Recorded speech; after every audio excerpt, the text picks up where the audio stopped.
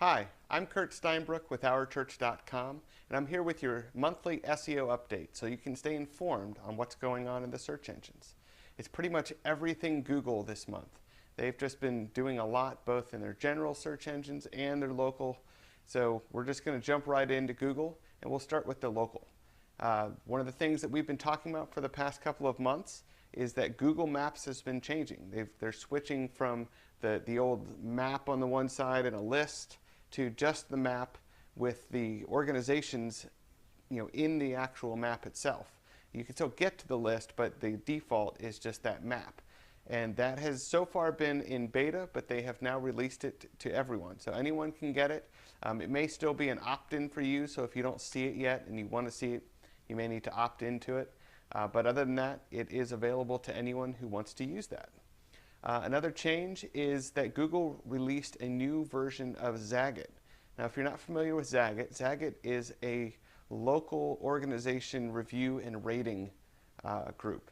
And so what they would do is they would go visit different organizations, local organizations like restaurants and hotels and things like that, and they would review them and give them a rating. That was a 0 to 30 rating.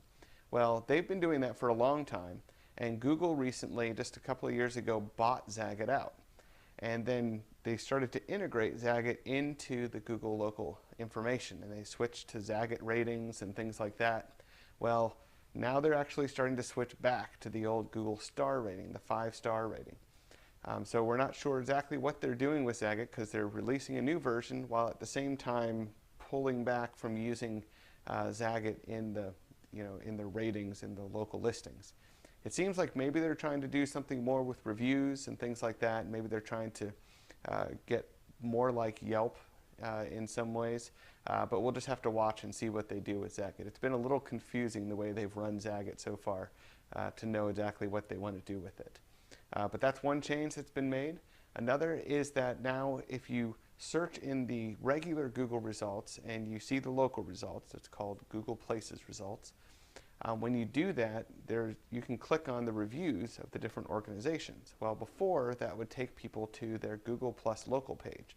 Now it just brings up an overlay right there in the Google results that shows all the reviews. So the visitor never actually gets to the organization's Google Plus local page, which kind of stinks for organizations because you'd like to have them on your local page and hopefully even get them to your website or to come into your organization. And so now this is keeping all of the traffic right there on Google. It's a little faster when you're on Google, and it's maybe a little easier for people who are using Google, but it seems like a disadvantage for the organizations themselves. But we'll have to see how that affects traffic and like all the other changes that Google's making. How is this going to affect businesses? And we'll have to keep an eye out on that and keep watching that. In their general results, Google did do a Panda update. I know they said that they weren't going to tell us this anymore, but they did in this case. And it seems like they were just kind of trying to fine-tune things. There were people reporting that they had been hurt previously by Panda, and now they're actually doing better. So maybe they're trying to fix some things that weren't quite right, that were harming some websites that shouldn't have been hit by Panda in the first place. So that was, in many ways, a good thing for a lot of organizations.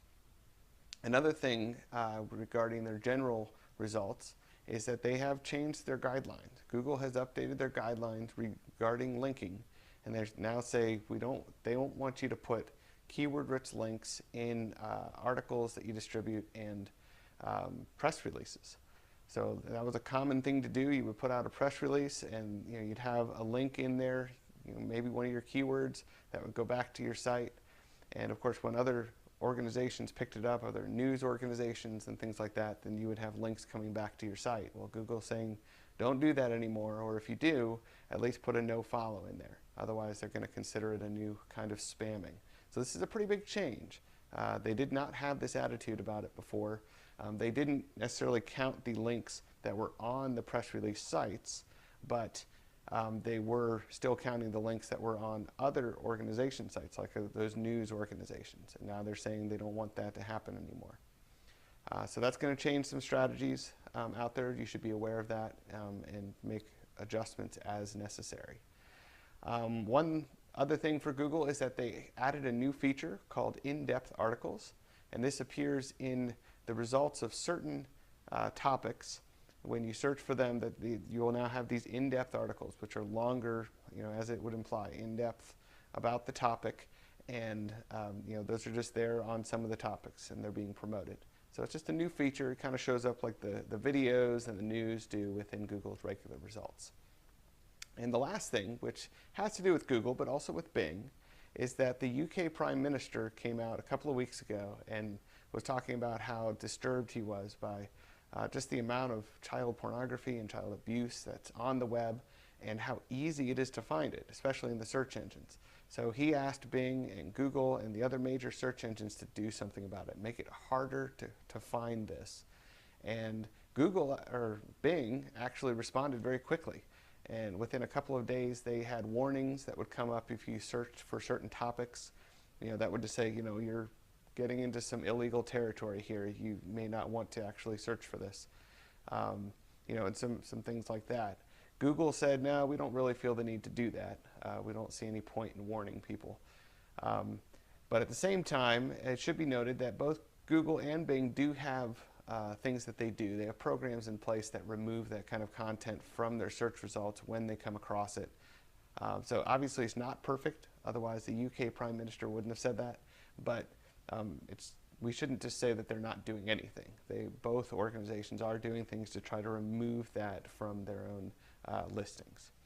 So that was something that was pretty important to me as a Christian to know what was going on with that, and we'll just keep an eye out on that. Anything they can do to remove that kind of content will be, a very good thing.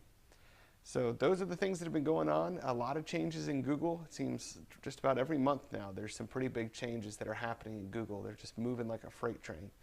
So we want to keep our ears to the ground and see what's coming, and see what we need to do to react and change strategies as needed, because we live in this internet age, right? And we need to stay strong in the search engines if we're going to keep bringing in visitors and achieving our missions and goals online. God bless.